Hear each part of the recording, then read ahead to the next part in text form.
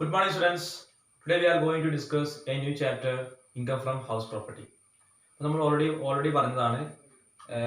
There are mainly 5 types of incomes. അല്ലേ നമ്മൾ പറഞ്ഞു. First one എന്തായിരുന്നു? Income from salary. Second one, income from house property. Then income from business or profession, capital gain, and income from other source. അതിലെ first source of income ആയിട്ടുള്ള income from salary നമ്മൾ already discuss ചെയ്തു. അതിലെ problems ഒക്കെ നമ്മൾ workout ചെയ്തു. രണ്ടാമത്തെ main source of income ആണ് ഇൻകം ഫ്രം ഹൗസ് പ്രോപ്പർട്ടി എന്ന് പറയുന്നത്. ഓക്കെ, അപ്പൊ what is income from house property?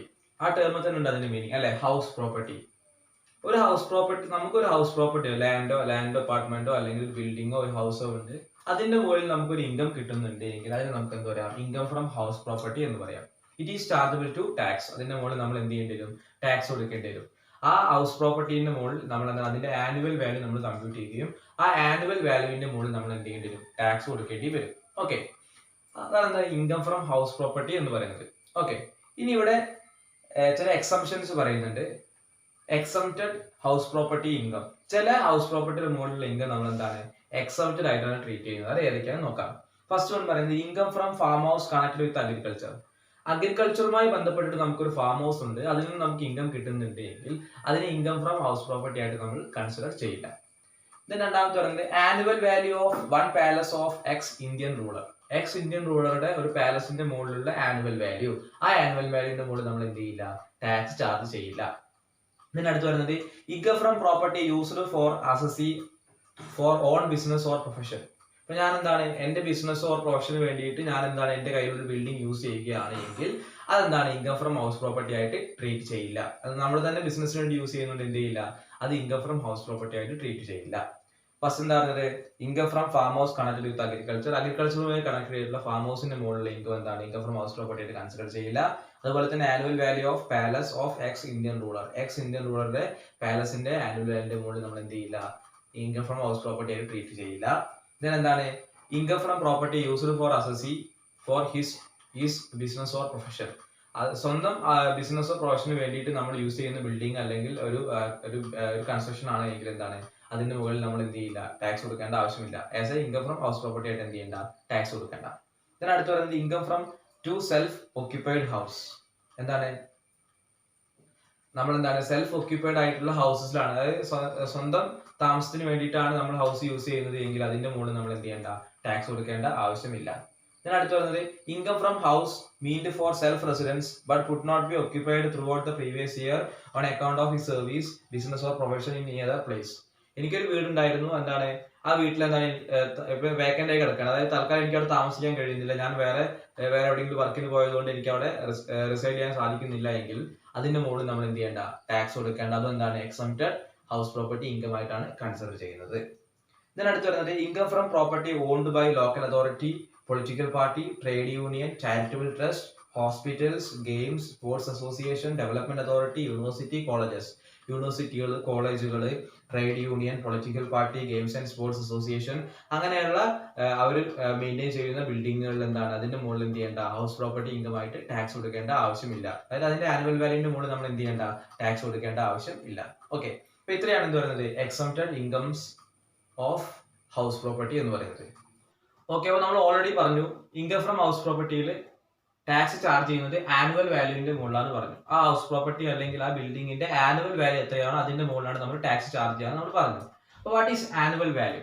Annual value എന്ന് പറഞ്ഞു കഴിഞ്ഞാൽ ഒരു ബിൽഡിംഗിന്റെ അല്ലെങ്കിൽ ഹൗസ് പ്രോപ്പർട്ടിന്റെ ഇൻകം ഏൺ ചെയ്യാനുള്ള കപ്പാസിറ്റി എത്രയാണോ അതിനാണ് ആനുവൽ വാല്യൂ എന്ന് പറയുന്നത്.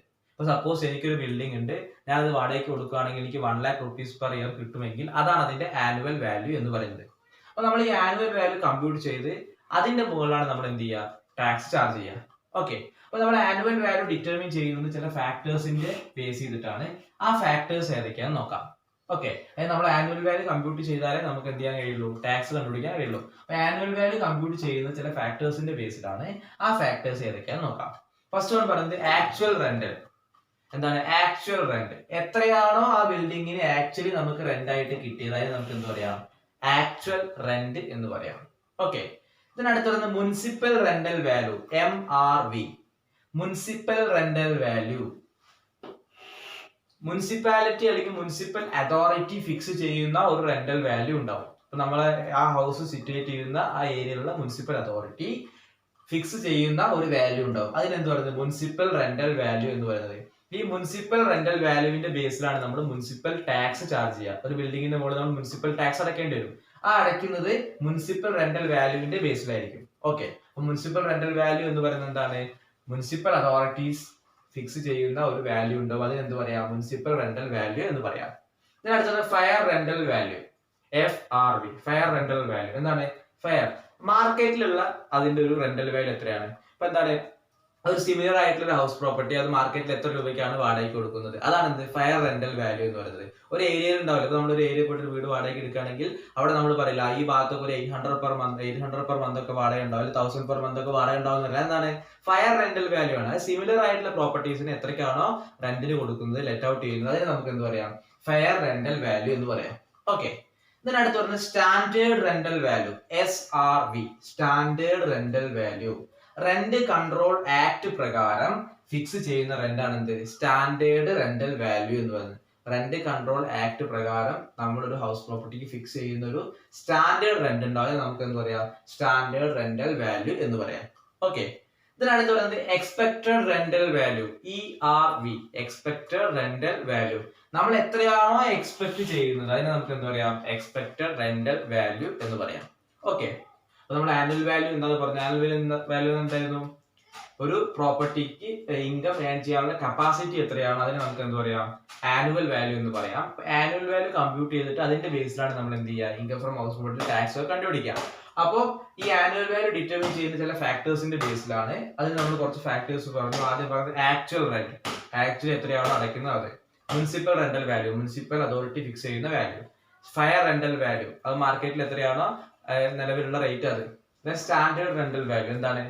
Standard rental value rent control act പ്രകാരം ഫിക്സ് ചെയ്യുന്ന value. Then expected rental value, നമ്മൾ എക്സ്പെക്ട് ചെയ്യുന്ന എത്രയാണോ വാല്യൂ അത്.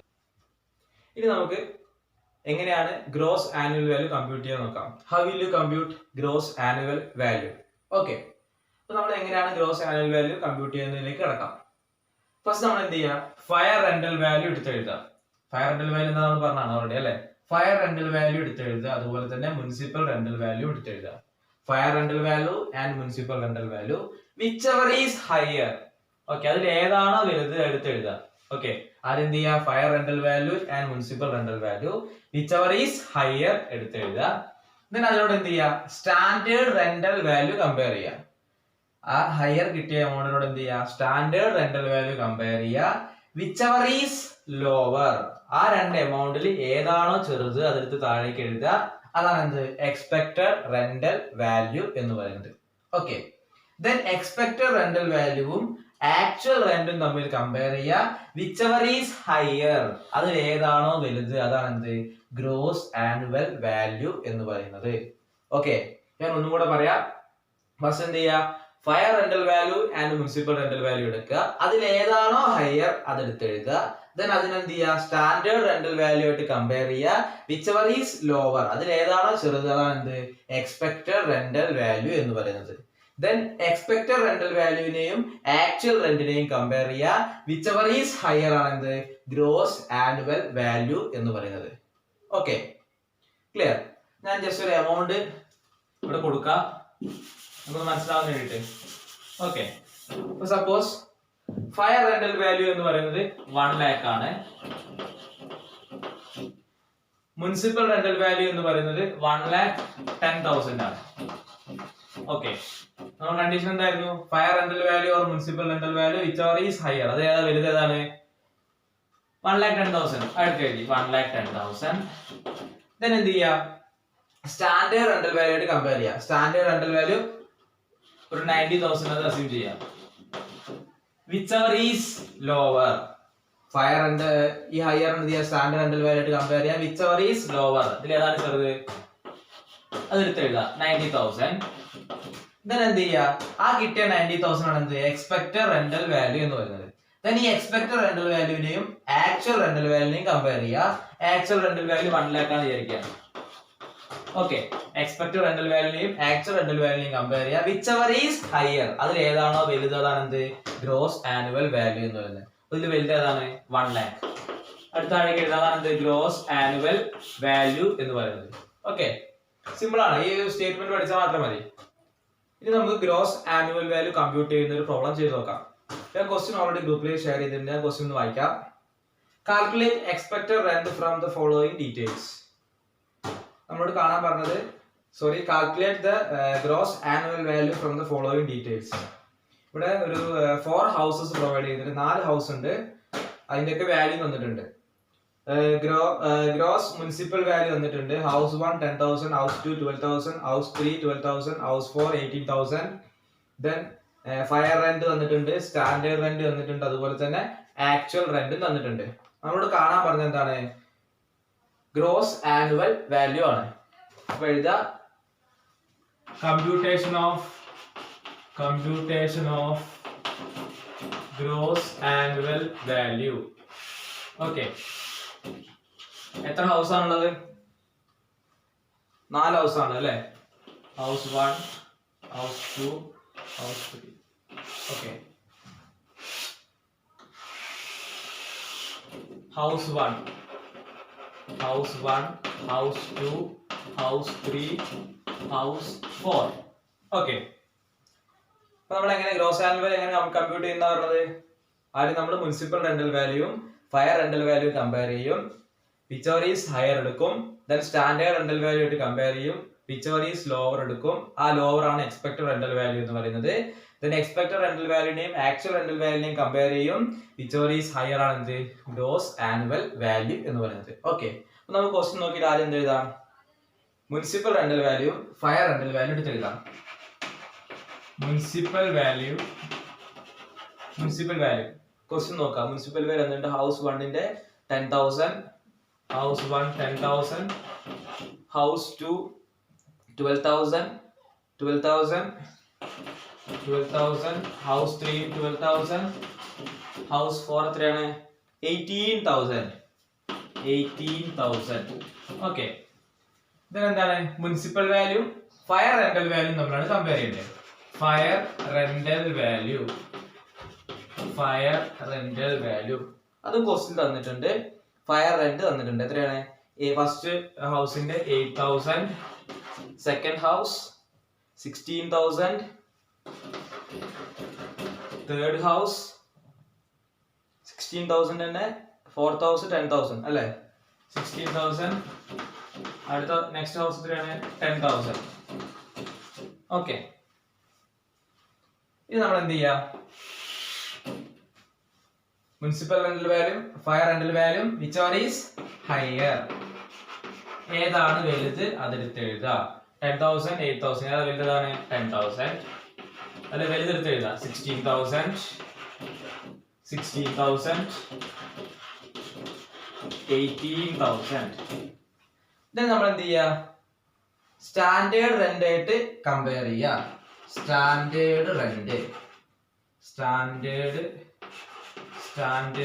റെന്റൽ വാല്യൂ അല്ലെങ്കിൽ സ്റ്റാൻഡേർഡ് റെന്റ് ആയിട്ട് കമ്പയർ ചെയ്യാം. ഇപ്പൊ ക്വസ്റ്റ്യനിൽ സ്റ്റാൻഡേർഡ് റെന്റ് തന്നിട്ടുണ്ട് നോക്കുക. അതിന്റെ അടുത്ത് എഴുതാം 10,000, then 14,000,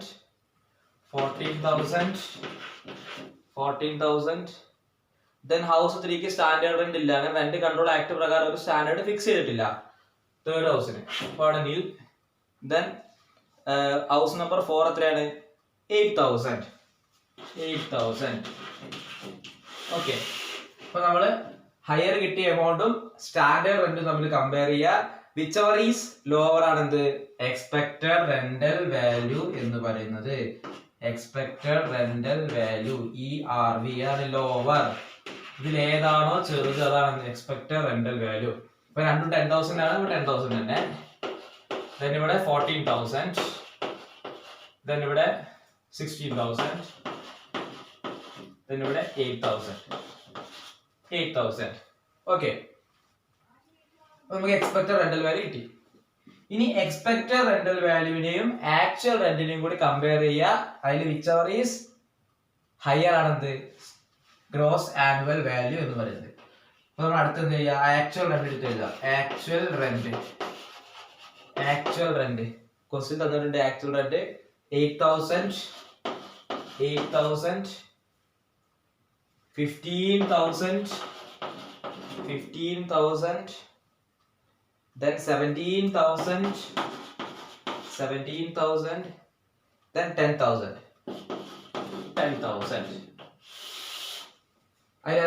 Which one is higher?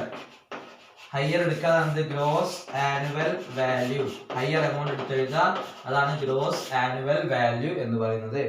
Higher എന്ന് പറയുന്നത് 10,000. House number 2 higher എന്ന് പറയുന്നത് 15,000. House number 3 higher എന്ന് പറയുന്നത് 17,000. House number 4 higher എന്ന് പറയുന്നത് 10,000. ഓക്കെ, അപ്പോൾ നമ്മൾ ഗ്രോസ് ആനുവൽ വാല്യൂ കണ്ടു. ഓക്കെ, എല്ലാവർക്കും മനസ്സിലായി വിശ്വസിക്കുന്നു. Thank you.